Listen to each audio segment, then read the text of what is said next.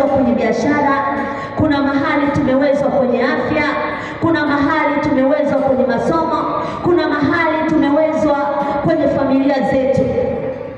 Yamkini kuna mtu ni mgonjwa, yuko mahali hapa, umejaribu kwenda kwa madaktari lakini ugonjwa uko pale pale, ni kana kwamba shetani amekuweza. Lakini jioni ya leo habari njema ni kwamba kuanzia leo utakapolisikia somo hili, utatoa tangazo katika ulimwengu wa roho ya kwamba shetani hutaniweza tena. Na baada ya somo hili kuna mtu mmoja atavaa roho ya ujasiri, na yule aliyekuwa mgonjwa atapona. Yule aliyekuwa anahitaji mtaji wa biashara, Bwana atampa mtaji wa biashara. Yule aliyekuwa anahitaji kwenda shuleni, Bwana atamfanyia njia katika jina la Yesu. Unayeniona mahali hapa, mchungaji wako siku moja nimeshawahi kuwezwa. Shetani tunafundishwa kwamba huwa anaweza kuchungulia nyakati, anaweza kuchungulia nyota ya mtu. Nitakufundisha baadaye vile ambavyo alichungulia nyota ya Yesu. Wakati tu nikiwa mdogo mtoto kama wa miaka 6 ama miaka 7, nilishawahi kukushuhudia siku moja. Nilikuwa ninakaa na wifi yangu kijijini, mvua zilikuwa nyingi sana. Kwa hiyo vyoo vya zamani vilikuwa vya shimo tuliotokea vijijini na magogo. Naingia chooni asubuhi, choo kile kikadidimia, nikanaswa na magogo ya upande wa kulia na kushoto. Magogo yale yakaninasa kwenye shingo, lakini mwili wote ukawa tayari umeshazama. Nilikaa pale kwa muda wa masaa 4. Kijiji chote kiliitana namna ya kunitoa. Nikana kwamba shetani alinichungulia, akajua huyu binti kuna mahali anakwenda. Siku moja atafungua watu, siku moja kuna watu atawaonyesha njia. Kwa hiyo alitaka kuniweza kwa namna ya mauti. Lakini habari njema jioni ya leo ni kwamba shetani hakuniweza. Mungu alifanya msaada na nikatoka mahali pale. Ni maombi yangu jioni ya leo, Bwana afanye msaada nyakati ngumu kwenye maisha yako katika jina la Yesu. Kwenye Biblia nitakuonyesha mtu mmoja anaitwa Hezekia. Hezekia huyu alikuwa ni mfalme wa Yerusalemu, naye siku moja akawezwa. Hezekia akawa anasumbuliwa na mfalme mmoja anaitwa Senakeribu. Akamsumbua sana kwenye masuala yake ya utawala. Lakini ikatokea Hezekia akawa anakimbilia hemani mwa Bwana, Bwana anampa njia. Ikatokea siku moja Hezekia akaugua. Ukisoma Biblia inasema akapata jipu kubwa. Hezekia akaumwa karibia ya kufa, na alikuwa afe kabisa. Hezekia akiwa mahali pale akaletewa ujumbe na nabii Isaya ya kwamba Hezekia, tengeneza njia zako, tengeneza mambo yako, kwa maana utakufa.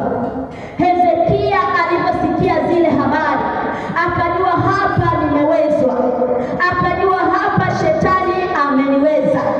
Nimeambiwa nitengeneze mambo yangu kwa maana nitakufa. Ukisoma Biblia maandiko yanasema ya kwamba Hezekia akageuza uso wake kwa Bwana, akamwambia Bwana, kumbuka vile ambavyo nimekutumikia, kumbuka vile ambavyo nilikwenda mbele zako kwa moyo wa ukamilifu, kumbuka vile ambavyo nilifanya kazi yako kwa moyo mmoja. Bwana, ninakuomba unikumbuke.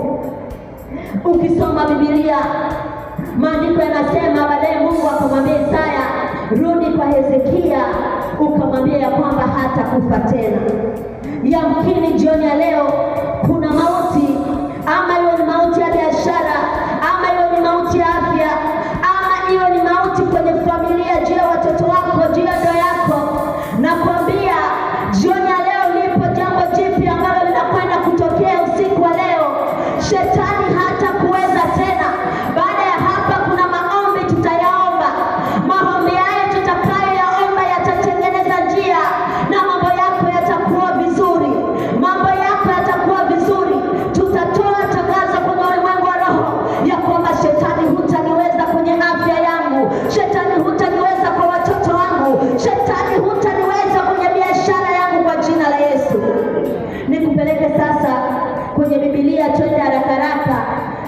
alifungua kitabu kile cha Isaya 38. Nitakusomea mistari michache kwa kurukaruka. Isaya 38, tutaanza mstari ule wa kwanza. Siku hizo Hezekia aliugua akawa katika hatari ya kufa, na Isaya nabii mwana wa Amozi akaenda kwa mfalme akamwambia, Bwana asema hivi, tengeneza mambo ya nyumba yako, maana utakufa wala hutapona. Kuna biashara imetamkiwa ya kwamba itakufa. Kuna kazi imetamkiwa ya kwamba itakufa. Kuna mtu yuko hapa jioni leo ametamkiwa ya kwamba utakufa, lakini habari njema ni kwamba hawatakuweza kwa jina la Yesu. Hawatakuweza kwa jina la Yesu. Wewe amini ya kwamba hawatakuweza. Jioni ya leo utakuwa mzima tena. Jioni ya leo utasimama tena kwa jina la Yesu. Basi Hezekia akajigeuza, akaelekeza uso wake ukutani, akamwomba Bwana. Kama vile ambavyo wewe jioni ya leo kuna watu wamefunga biashara zao, kuna watu wameacha kazi zao, umekuja tena kumwomba Bwana. Ni maombi yangu Bwana asikie dua zako kwa jina la Yesu. Ni maombi yangu Bwana asikie sala zako kwa jina la Yesu. Ni maombi yangu Bwana atengeneze njia yako kwa mamlaka ya jina la Yesu. Akaenda akasema, Bwana, kumbuka haya na kusihi kwamba nimekwenda mbele zako katika kweli na kwa moyo mkamilifu. Kuna watu tuko mahali hapa, kuna mwanamke mmoja ama mwanaume mmoja yuko mahali hapa, amekwenda mbele za Bwana kwa moyo mkamilifu. Ukisikia kuna ujenzi wa madhabahu, unatoa sawasawa na vile ambavyo umesikia. Ukisikia ya kwamba kuna ukarimu nyumbani kwa Baba, unafanya sawasawa na ulivyosikia. Unatoa zaka yako kwa uaminifu kabisa. Unatoa sadaka yako kwa moyo wa uaminifu sawasawa na kile ulichokipata. Kuna mtu anasema, Pastor Suzy, natoa sadaka. Inategemea sadaka unayoitoa. Hauwezi ukapata 10,000 ukamtolea Mungu shilingi 200 au 500. Je, sadaka yako umeitoa kwa moyo ukamilifu, ili jioni ya leo uwe na ujasiri wa kumwendea Bwana? Majeshi, Hezekia alifanya kwa moyo wa ukamilifu, katika kweli na kwa moyo wa ukamilifu. Anasema, na kutenda yaliyo mema machoni pako. Hezekia akalia sana. Mstari ule wa 5,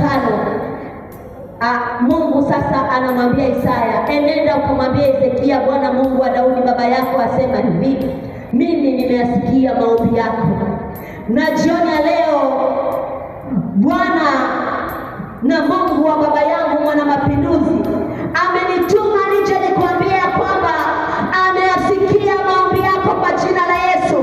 Maombi yale magumu uliyoyaomba, Bwana anasema ameyasikia. Maombi yako uliyoomba mwaka jana, Bwana anasema ameyasikia. Ile haja ya moyo wako, Bwana anasema ameisikia. Tunajifunza kumbe Mungu anasikia. Mstari ule wa 6 anasema, nami nitakuokoa wewe. Jioni ya leo kuna mtu mmoja anaokolewa.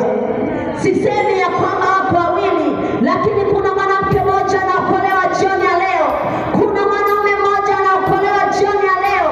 Kuna mtoto mmoja anaokolewa jioni ya leo kwa jina la Yesu.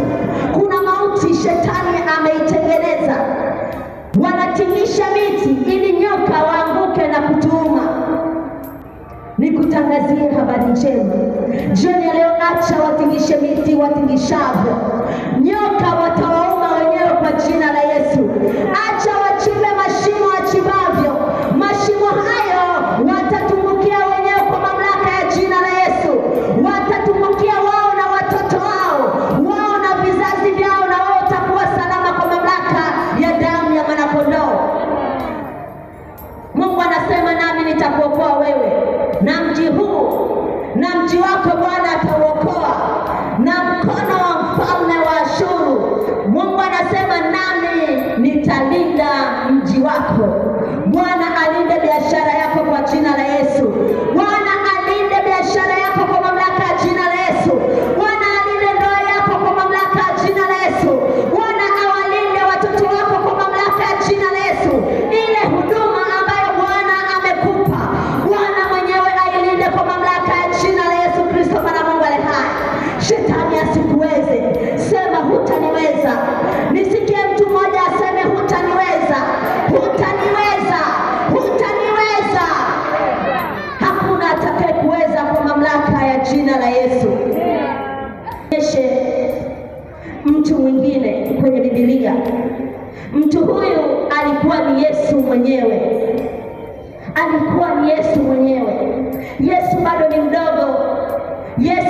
kwanza amezaliwa, Herode mfalme akasikia kwamba kuna mtoto mwanaume amezaliwa. Mamajusi wanasema mfalme. Herode akasikia kumbe mfalme amezaliwa. Herode alikuwa ni mfalme, akasema huyu ni mfalme gani? Ina maana anataka kuninyang'anya ufalme wangu. Kuna biashara tunazifanya kwenye ulimwengu wa roho.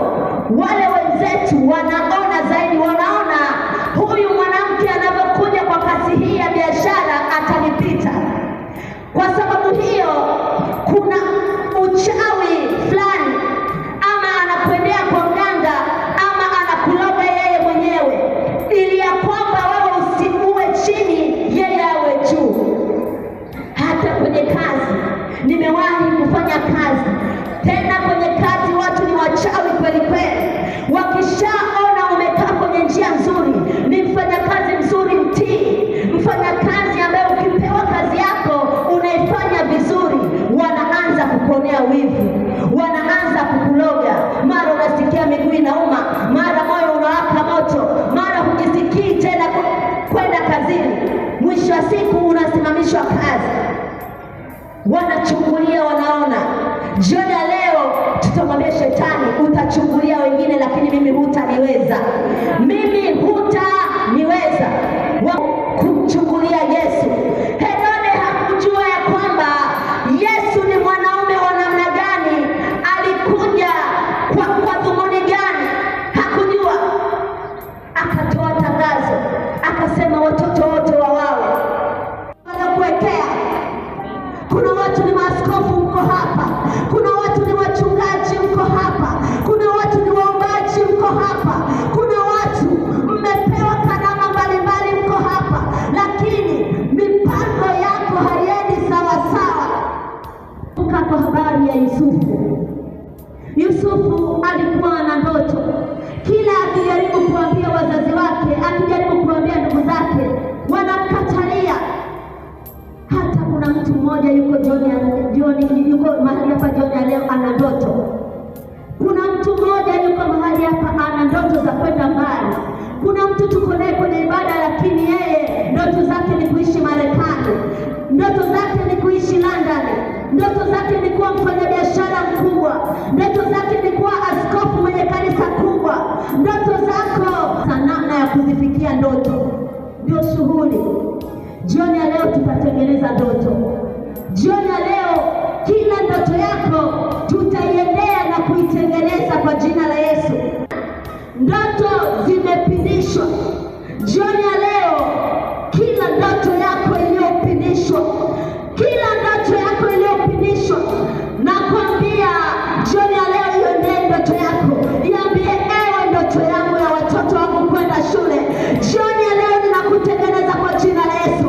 Watoto wangu lazima wasome, watoto wangu lazima wafanikiwe, watoto wangu hawatapita njia zile ambazo nimezipita kwa jina la Yesu. Barikiwe. Tengeneza ndoto zako jioni ya leo. Jioni ya leo, jioni ya leo, shetani hataweza kuua watoto wangu. Jioni ya leo, shetani hataweza kuua biashara yangu. Jioni ya leo, shetani hataweza kuua huduma iliyo ndani yangu. Shetani hataweza kuua kile ambacho Bwana amekikusudia ndani yangu kwa jina la Yesu. Lucifer, ninakufuata kwenye ulimwengu wa roho. Yama mama shaka